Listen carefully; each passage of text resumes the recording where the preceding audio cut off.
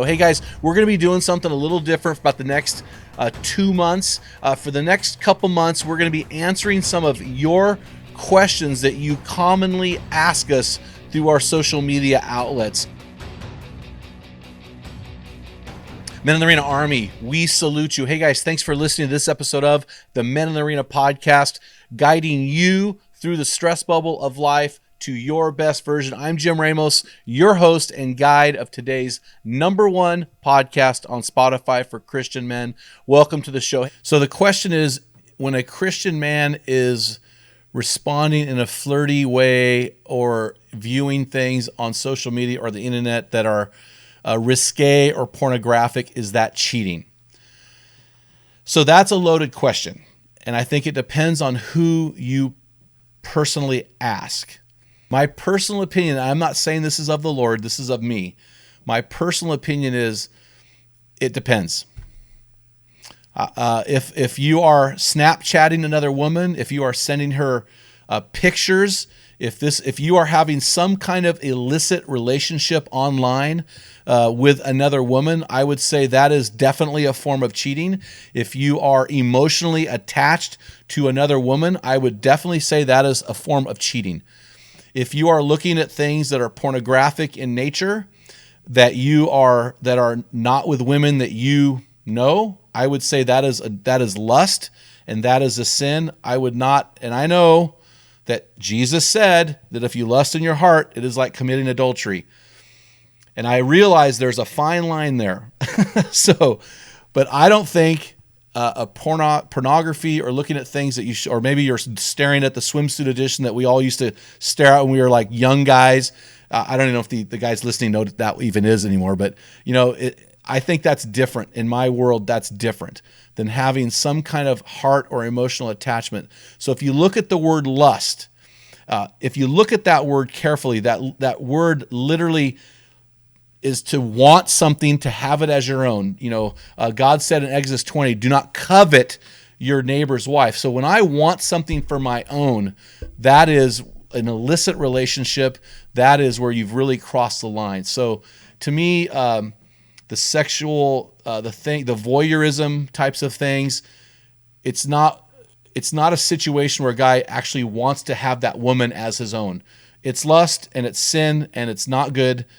But I don't think it's adultery. I think adultery is when a woman is involved, or, I'm talking to men right now, to where you are pursuing her, trying to take her away from either her man or to take her away from the covenant you've made with your wife. And I realize that there will be a delineation here with guys that will say, and women that will say, any lust is adultery, and other guys will be way on this end. And I'm in my opinion, I think it's about the relationship and about the heart. So I would say, now if this guy's sending, sexual comments to women and having these relationships with women online, that to me, that's like, I think you're crossing over, because now you're having real interaction with real women that are not your wife. And I would say that is a lower level form of adultery. At least emotionally. It's not sexual, but it's emotional. So I hope I answered that question. Man, that is a real fine line, and I'm doing the best I can to navigate for you. So the question is, I'm dating a man who's told me he's a Christian, but I see him commenting on illicit pictures on the internet. He is often drunk. He does not attend church. What do you think I should do? So my question is, stop listening to people who tell you they're Christians. The word Christian has been abused. It's overused. In my circles, Christian means I vote Republican. I'm a member of the NRA. I own a house, a dog, and I have 2 kids and a pretty wife. To me, that's not a Christian. That's an American, or that's one part of our American society, only one part. To me, the word Christian is Christ one with Christ. It's somebody who identifies with Jesus. It is a follower of Jesus. So what I would say is this guy that you're considering dating, is he following Jesus?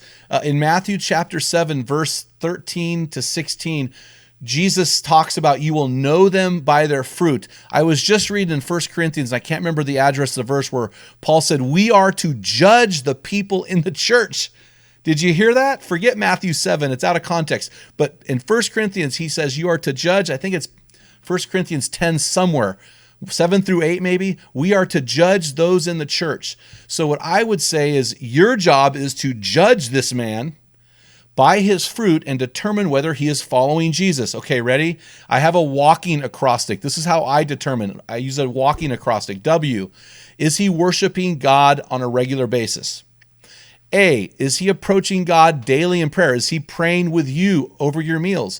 Is he praying over you when you're struggling? L, is he loving other Christians in fellowship? In other words, is he in a small group? Is he actively involved in his church? K, does he know the Word of God? Is he a Bible reader? Is he a Bible studier? Is he a Bible studier? Is he doing something to pursue his relationship with Jesus through the Word?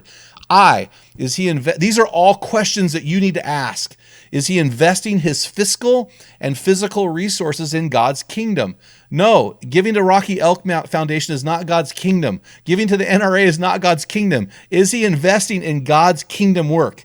N, is he nurturing other people in the faith? In other words, does he target people to share Jesus with? Are there people that he's actively engaged in dialogue about Jesus? That's a question. And then the last one, G, and this is the overarching. This is the overarching one. Has he given his life fully to the gospel cause? I'm thinking of Galatians 2:20 right now, where Paul said, I've been crucified with Christ. I therefore no longer live, but Jesus Christ now lives in me. The life I live in the flesh, I live for the Son of God who loved me and gave himself up for me. And then Matthew 6:33, Jesus said, seek first his kingdom, which is his rule and reign. God's kingdom is God's rule and reign. Seek first his kingdom and his righteousness, and all these things will be given to you as well. So these 7 questions, I think, are appropriate and I think mandatory for any of us to ask when we're researching or we're pursuing a lifelong spouse. Remember, I don't believe in partners. Partners is for business, but your spouse is not a partner. That's your spouse.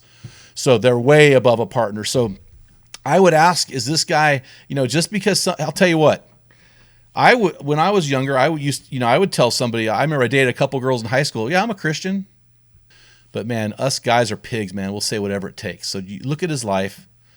Does he love Jesus? Does he love Jesus? Or is he just using a line to get what he wants? So the question is, what do you do if you have saved yourself for marriage, but the woman or the man that you fall in love with did not? How do you handle that? So that's a great question. So just a little history. So when I married, I was not a virgin. I won't tell my wife's story, but we both had a past, but then we gave our lives to Jesus. And we were pure when we met, and we were pure when we married. So here's what I believe. I believe in this thing called grace. Some people will call it second-time virginity. So the question for me is, what has happened since Jesus has been in your life? So clearly, you have saved yourself for marriage, and I think that is awesome. I've got one of my sons who's doing the same thing. He's saving himself for marriage. What if you fall in love with a woman who hasn't? In other words, before Christ, she stumbled sexually, and she's no longer a physical virgin. To me, the question is this: is she a spiritual virgin? Has she been forgiven of her sin, washed through the blood of Jesus? And yes, she has the memory, and yes, that experience happened in the history of her timeline. But spiritually speaking, is she going to present herself to you as a spotless and blameless bride because she's waited for you? I waited 3 years for my wife, and I lived a pure life. I actually dated a girl in between. I never even held her hand. So I was committed to that. And so for me, do I have a history? Yeah, I had a history, but God gave me a window to walk in purity. So I would ask you, maybe the bigger question is, why are you unwilling to forgive somebody that Jesus has forgiven? That may be a more difficult question to answer, and how maybe you need to forgive your wife and accept her for who she is in Jesus. So that would be my answer. I think that I realize that you may have been praying for this woman all your life and thinking that she'd be this woman. Well, then here comes this other woman that doesn't fit the exact mold.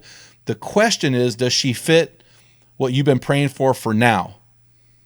And are you willing to work beyond the forgiveness? So I think there is some spiritual immaturity in unwillingness to forgive someone that Jesus has already forgiven if they're continuing to live a holy and pure lifestyle before God.